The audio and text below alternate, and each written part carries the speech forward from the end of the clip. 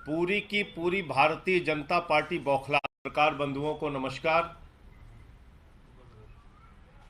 प्रधानमंत्री की डिग्री का मामला जब से सामने आया है, पूरी की पूरी भारतीय जनता पार्टी बौखला गई है। सारे मंत्री, सारे प्रवक्ता, सारी की सारी भारतीय जनता पार्टी अपने प्रधानमंत्री के फर्जी डिग्री को सही साबित करने में जुट गई है। और मैं इसको फर्जी डिग्री क्यों कह रहा हूं? इसलिए कह रहा हूं कि प्रधानमंत्री जी ने जो डिग्री सार्वजनिक की है, प्रधानमंत्री जी की जो डिग्री गृह मंत्री अमित शाह जी के द्वारा प्रेस कॉन्फ्रेंस में दिखाई गई है, वो डिग्री अपने आप में कई सवाल खड़े करती है। अभी सिलसिलेवार करके मैं आपके सामने बताऊंगा। लेकिन एक बात बहुत स्पष्ट है कि भारत के चुनाव आयोग का नियम यह कहता है कि अगर आप अपनी संपत्ति के बारे में कोई गलत जानकारी देते हैं, अगर आप अपनी डिग्री के बारे में कोई जानकारी गलत देते हैं, तो आपकी सदस्यता रद्द हो सकती है। यानी भारत के प्रधानमंत्री की डिग्री जांच करा ली जाए, वो फर्जी निकलती है, तो मोदी जी की सदस्यता पूरी तरीके से रद्द हो जाएगी। वो न सांसद बचेंगे, न चुनाव लड़ने के योग्य बचेंगे, क्योंकि एक बहुत बड़ा फर्जीवाड़ा है भारत के प्रधानमंत्री की ओर से। तो इसलिए अब मैं आपको सिलसिलेवार करके बताऊंगा कि इनकी डिग्री फर्जी कैसे। नंबर एक, यह वो डिग्री है जो गृह मंत्री अमित शाह ने प्रेस कॉन्फ्रेंस करके दिखाई थी और कहा था कि प्रधानमंत्री की मास्टर डिग्री यह है। गुजरात विश्वविद्यालय से उन्होंने मास्टर ऑफ आर्ट्स किया है। अब इस डिग्री में देखिए आप, नकल के लिए भी अकल चाहिए होती है, लेकिन इस नकल में अकल का इस्तेमाल नहीं किया गया। यहां पर यूनिवर्सिटी लिखा हुआ है और यूनिवर्सिटी की स्पेलिंग में विक्ट्री का वी जो आता है, उसके इस्तेमाल की जगह बैट का भी इस्तेमाल किया गया है। यह हो गया यूनिवर्सिटी। तो हमारे मोदी जी यूनिवर्सिटी से पढ़ाई किए हुए हैं और इसी सर्टिफिकेट में एक जगह और यूनिवर्सिटी लिखा हुआ है, नीचे उसकी अंग्रेजी ठीक लिखी हुई है। यहां बी आ गया, यहां पे विक्ट्री का वी आ गया। ये देखिए आप, इसी सर्टिफिकेट की बात कर रहा हूं जो गृह मंत्री जी ने दिखाई। दूसरा, मास्टर ऑफ आर्ट्स जिस फॉन्ट के अंदर लिखा गया है, जिस फॉन्ट में, यानी कि जिस लिपि शैली में मास्टर ऑफ आर्ट्स लिखा गया है, इस लिपि शैली की शुरुआत 1992 में हुई है। यह फॉन्ट, यह लिपि शैली, मास्टर ऑफ आर्ट्स जिसमें लिखा गया है, यह लिपि शैली आई है, यह फॉन्ट आया है 1992 में। और प्रधानमंत्री जी का क्या दावा है कि उन्होंने 1983 में ही एमए पास कर लिया था। यह है दूसरा सवाल। अब तीसरा सवाल और सबसे बड़ा सवाल यह है प्रधानमंत्री जी का।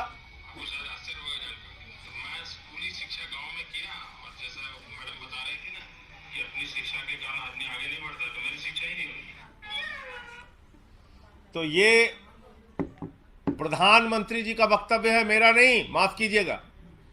यह किसका वक्तव्य है?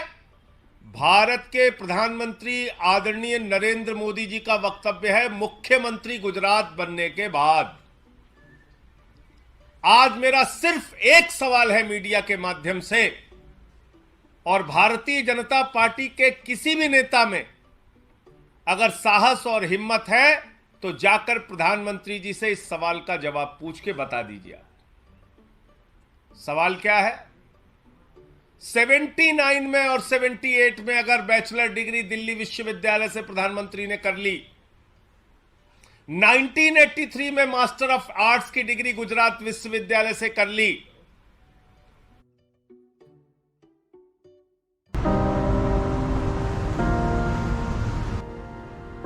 كل يوم أقود سيارتي في جميع أنحاء المدينة لساعات.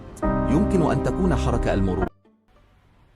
अगर आपकी 1989 में बीए की डिग्री हो गई, 1983 में एमए की डिग्री हो गई, तो भैया प्रधानमंत्री जी देश के सामने इस बात का खुलासा कर दीजिए कि फिर 2005-6 के दौरान या मुख्यमंत्री बनने के बाद का ये जब का भी भाषण है, आपने क्यों एक टीचर को संबोधित करते हुए कहा कि आपकी कोई शिक्षा दीक्षा नहीं है, स्कूली शिक्षा के आगे आप नहीं पढ़े। ये तो आपका बयान है, मेरा बयान नहीं है। ये बयान तो आपने दिया है प्रधानमंत्री जी, ये बयान आपका है, मेरा बयान नहीं है। मैं स्कूली शिक्षा गांव में किया, और जैसा मैडम बता रही थी ना कि अपनी शिक्षा के कारण आदमी आगे नहीं बढ़ता, तो मेरी शिक्षा ही नहीं हुई। मेरी शिक्षा ही नहीं हुई, ये नरेंद्र मोदी जी गुजरात के मुख्यमंत्री बनने के बाद कह रहे हैं एक टीचर को संबोधित करते हुए। तो भैया जब आपने 79 में बीए कर लिया, 83 में एमए कर लिया, फिर 2005-6 में आप क्यों झूठ बोल रहे हैं? इसका मतलब ये सच बोल रहे थे मुख्यमंत्री रहते हुए, जो उन्होंने कहा वो सच था, वो सच था।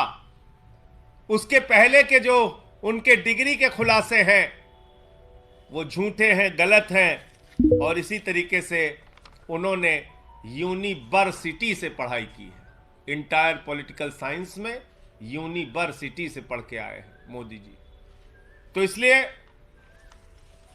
गुजरात हाई कोर्ट का जो फैसला आया वो अपने आप में बड़ा ही चौंकाने वाला है, हास्यास्पद है कि सीआईसी ने ऑर्डर दिया था डिग्री दिखाने के लिए, गुजरात का विश्वविद्यालय गया हाई कोर्ट में कि डिग्री ना दिखाई जाए, और गुजरात के हाई कोर्ट ने जुर्माना कर दिया अरविंद केजरीवाल जी के ऊपर, जिसका कोई लेना देना नहीं। वो गए भी नहीं अपील में। तो इसका मतलब दाल में काला नहीं, पूरी की पूरी दाल काली है। और नकल के लिए भी अकल चाहिए, उस अकल का भी इस्तेमाल यह डिग्री दिखाते समय नहीं किया गया है। और बीजेपी की सारी लीडरशिप और स्वयं प्रधानमंत्री जी जवाब दें कि 79 में अगर आपने बीए किया, 83 में आपने एमए किया, तो 2005-6 में आपने क्यों कहा कि आपने कोई शिक्षा स्कूली शिक्षा के बाद नहीं की है? अर्थात या तो आपकी डिग्री फर्जी है या आपका बयान झूठा है। दो में से एक ही बात हो सकती है।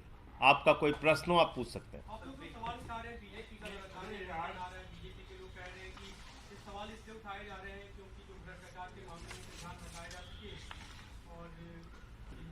देखिए, भ्रष्टाचार के मामले में क्या बोला जाए? भ्रष्टाचार तो मोदी जी के साथ आसमान में घूम रहा है। इस भ्रष्टाचार का जवाब कौन देगा?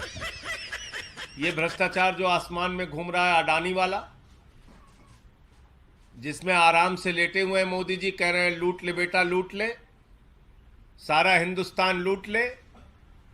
देखिए आप, ये तस्वीर भूल गए आप? ये अडानी की तस्वीर है।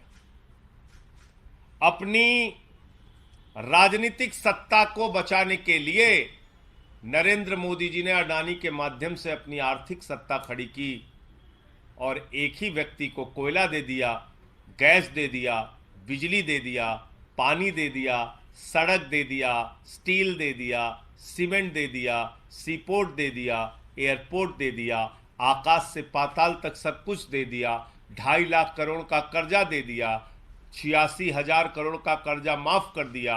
और उस अडानी ने क्या किया? 38 फर्जी कंपनियां दुनिया के तमाम देशों में अपने भाई के साथ मिलकर खोली। अकेले एक पते पे 6 कंपनी खोलकर मॉरिशस से 42,000 करोड़ रुपए अडानी की कंपनी में लगाया गया। ऐसे लाखों करोड़ रुपए का घोटाला और भ्रष्टाचार और काला धन अडानी की कंपनी में लगा है। जिसके हवाई जहाज में बैठकर भारत के प्रधानमंत्री घूमते हैं। आज तक इस घोटाले पर जेपीसी क्यों नहीं बनी? सारी की सारी पार्लियामेंट की पार्टियां एक स्वर में मांग कर रही हैं, जेपीसी बनाओ, जांच तो कराओ। जांच नहीं कराते क्योंकि घोटाले में भारत के प्रधानमंत्री और भारत की सरकार सर से पांव तक डूबी हुई है। यह है सच्चाई। और कोई प्रश्न हो आप लोगों का? धन्यवाद। गुजरात हाई कोर्ट के सामने आया जो 2002 के दंगे के जो मामले में जो रेप और मर्डर के आरोपी थे 26 को रिहा कर दिया गया है। आप अभी इस प्रेस कॉन्फ्रेंस में जानकारी दे रहे हैं, मुझे इस पूरे घटना की जानकारी नहीं है, लेकिन मेरा अपना ये मानना है, नफरत की राजनीति, दंगे फसाद की राजनीति, गुंडागर्दी की राजनीति, समाज को तोड़ने की राजनीति इस देश को विखंडित करेगी और ऐसा करने वाले के खिलाफ सख्त से सख्त सजा होनी चाहिए। पश्चिम बंगाल और बिहार में कुछ जगह हिंसा हुई है। उस हिंसा की कुछ तस्वीरें हम लोगों ने देखी। पहली बात तो भगवान श्री राम की मर्यादा के विपरीत, उनका जो जीवन चरित्र था उसके विपरीत जाकर अगर हम रामनवमी के जुलूस में राष्ट्रपिता महात्मा गांधी के हत्यारे गोडसे की फोटो लेके घूमेंगे तो फिर ये बहुत बड़ा सवाल है हमारी व्यवस्था के ऊपर कि आखिर राष्ट्रपिता महात्मा गांधी के हत्यारे की तस्वीर का, गोडसे की तस्वीर का रामनवमी के जुलूस से क्या लेना देना है? क्या प्रभु श्री राम ने यही हमें सिखाया है? यही उनकी मर्यादा, यही उनका आदर्श है? रामचरितमानस से हमें यही शिक्षा मिलती है जो रामचरितमानस कहता है सब नर करहि परस्पर प्रीति, यानी कि सारे लोग आपस में प्रेम भाव से रहें।